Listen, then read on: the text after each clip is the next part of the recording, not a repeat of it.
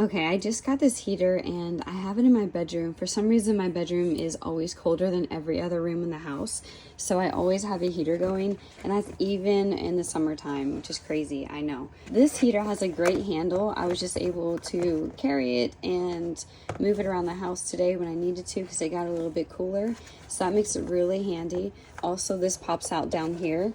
So if you ever need to vacuum inside or anything like that, you're able to do so, which is definitely, I think, going to make the life of the heater longer.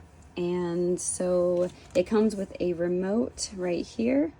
Seems pretty easy, and also instruction book. So it's a ceramic heater, and one thing I've learned is that this up here is the touchscreen is very sensitive, so you can see there's a row of options there, and I'll just barely tap it and it turns on already, which is really nice.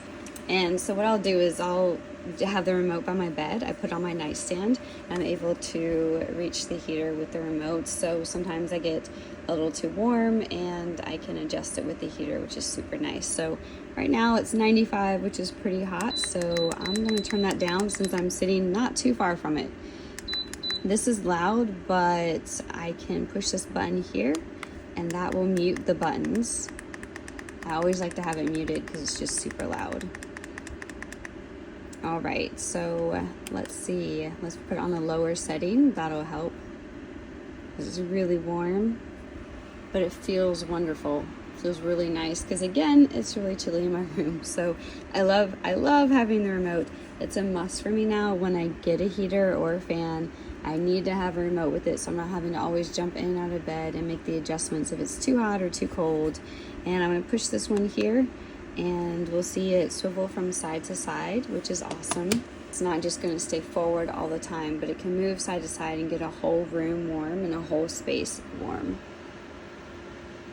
And it's really easy to use. The booklet goes through everything that you need as far as instructions.